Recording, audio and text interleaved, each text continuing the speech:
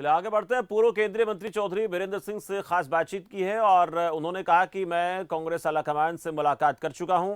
मेरे साथ वो लोग भी शामिल होंगे जो मेरे कारण से बीजेपी में गए थे। जेजेपी और बीजेपी का गठबंधन दिखाने के लिए टूटा है। बीरेंद्र सिंह, कांग्रेस एक विचारधारा है और जनता मन बना चुकी है कि हरियाणा की राजनीति बदलाव के लिए तैयार है। चुनावों की घोषणा हो चुकी है, लेकिन लगातार कुछ कवायद जारी है। लोग दल बदल रहे हैं। क्यों बदल रहे हैं, इसका भी सबका अपना निजी कारण है। हमारे साथ बात करने के लिए मौजूद हैं पूर्व केंद्रीय मंत्री चौधरी बीरेंद्र सिंह जी। उनसे ही जानेंगे। कई खबरें चल रही हैं सर, कई खबरें चल रही हैं। खबर तो ये भी चली कि आज आप पार्टी ज्वाइन करने वाले हैं कांग्रेस, लेकिन आपने इस बात का खंडन भी किया। साफ तौर पर जानना चाहूंगी, कब तक हम उम्मीद करें कि आपके नाम के आगे फिर से कांग्रेस लीडर लगा हुआ नजर आएगा? वो तो मैंने तो अपना फैसला ले लिया और मैंने कांग्रेस हाईकमांड को मिलके उनको बता भी दिया कि मेरे बहुत बड़ी संख्या में साथी हम कांग्रेस में आने का फैसला कर चुके हैं और उसको विधिवत करने के लिए आप कोई तारीख अगर निश्चित कर दें तो हम फिर। लेकिन मेरे उस पर दो तरह के ख्याल थे। एक तो ये मैं चाहता था कि 2-3 लाख लोगों का एक बड़ा जमावड़ा हो हरियाणा में और वहाँ हम हज़ारों की संख्या में। अकेला बीरेंद्र सिंह इतना मैटर नहीं करता जितने हज़ारों साथी हमारे, तो एक मैसेज जाएगा, कांग्रेस को ताकत मिलेगी। लेकिन अब ये चुनावी प्रोक्लेमेशन है जो उसके बाद शायद कुछ ऐसी चीज़ें होती हैं जिनको नहीं किया जाए। और दूसरा यही है कि फिर दिल्ली में आके करें। तो मैंने उनको कहा, वो कहने लगे कि हम आपको बताएंगे कैसे करना है। तो अब देखते हैं सर। उसके साथ ही साथ जिस तरीके से कई ऐसे लोग भी हैं जो आपकी इस ज्वाइनिंग के कयासों को लेकर बहुत सारे कमेंट्स भी कर रहे हैं। साफ तौर पर एक ओहदा दिया गया था आपको कुछ दिन पहले ही, हरियाणा चुनाव समिति में आप भी मेंबर रहे। जो टिकट्स वितरण किए जा रहे हैं, जिनके नामों पर डिसीजन लिया जा रहा है, उस पर आपका भी कहीं ना कहीं बहुत बड़ा योगदान रहा। क्या कारण है कि अचानक से इतने प्रोसेस में शामिल होने के बाद चुनावों के ठीक थोड़े दिन पहले इस तरीके की चीज सोचना कि मैं अब कांग्रेस में जाना चाहता हूं? देखिए, मेरे को जो चुनाव समिति में मेंबर बनाया वो इसलिए नहीं कि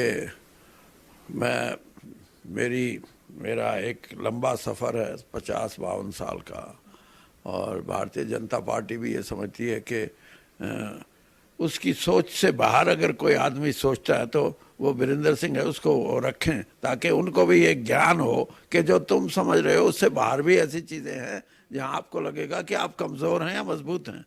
तो मैंने अपनी बात उनको बड़े विस्तार से बताई भी, और मैं ये भी समझता हूँ कि भारतीय जनता पार्टी का एक तरीका है कि वो किसी बात को तो इनकार तो करते नहीं, लेकिन निर्णय पहले लेके रखते हैं। मेरे को पता है कि जो निर्णय उन्होंने कर रखा है वही ठीक है, बाकी बात सुनने में वो कभी परहेज नहीं करते कि ये बात क्यों कही। तो एक तो ये बात थी। दूसरी बात ये कि मैं 42 साल कांग्रेस में रहा हूँ और मेरी विचारधारा का मैं कोशिश की कि मैं समझता था कि विचारधारा तो हर पार्टी की थोड़ी बहुत अलग होती है, लेकिन कुछ मुद्दे ऐसे होते हैं जिन पे हम ये कह सकते हैं कि इस विचारधारा में बीजेपी और कांग्रेस में कोई फ़र्क नहीं। लेकिन मैंने अपने 10 साल के बीजेपी रहने पे देखा कि कुछ ऐसी चीज़ें हैं, मूल चीज़ें, जिन पे कांग्रेस की सोच एक व्यापक रूप रखती है।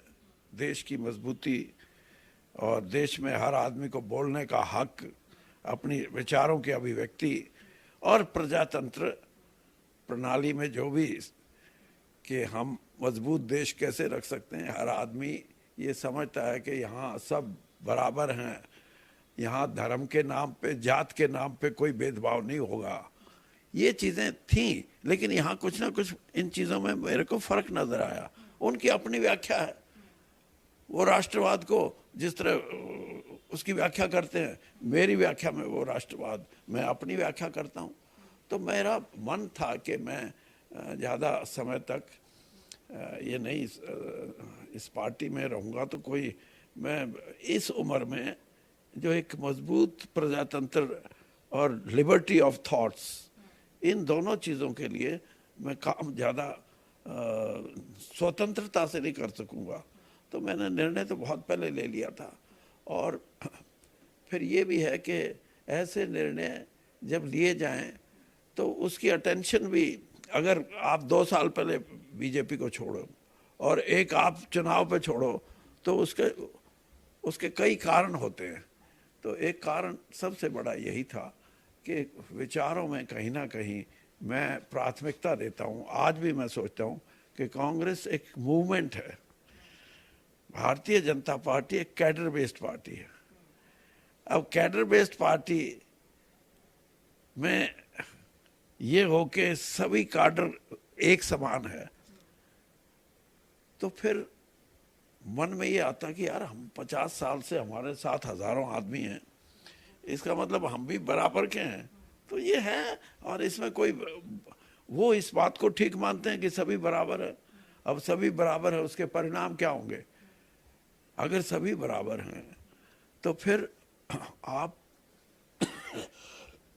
व्यक्ति विशेष की जय मत बोलो, फिर तो पार्टी की बोलो। तो ये है, ये मेरे को इन चीज़ों में भिन्नता है, मैं नहीं मानता इन चीज़ों में। अच्छा सर, जब तक आप बीजेपी के साथ रहें, एक सुझाव आपने बीजेपी को लगातार दिया कि बीजेपी जेजेपी का जो गठबंधन है वो जितनी जल्दी टूट जाए उतना ही फायदा होगा दल को।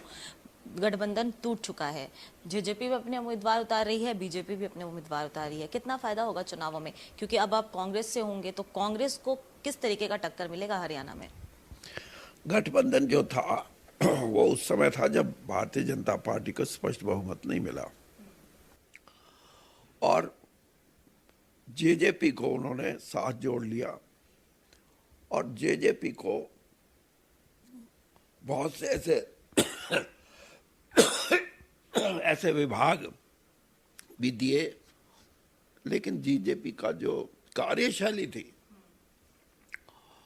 उससे बीजेपी को नुकसान था। और मैं ये कह रहा था कि जिस तरीके से आप इनको साथ रखे हुए हो, उससे आपकी पार्टी को नुकसान ज्यादा है, फायदा है नहीं। लेकिन उनकी ये सोच थी कि हाँ हम खत्म करेंगे, और खत्म करने का मतलब यही था कि कब करोगे। हमने ये कहा कि अगर आप गठबंधन रखोगे तो आप, मैं बीजेपी में नहीं हूं। अब उन्होंने गठबंधन जो तोड़ा, और उसके बाद भी है उससे अच्छा, हम जब छोड़ गए तो कहते कि अब हमने तोड़ दिया। तो ये कोई बात नहीं है। अब कोई कहे कि अब तोड़ दिया इसलिए आप वापस आ जाओ ये नहीं। बहुत बहुत धन्यवाद आपका।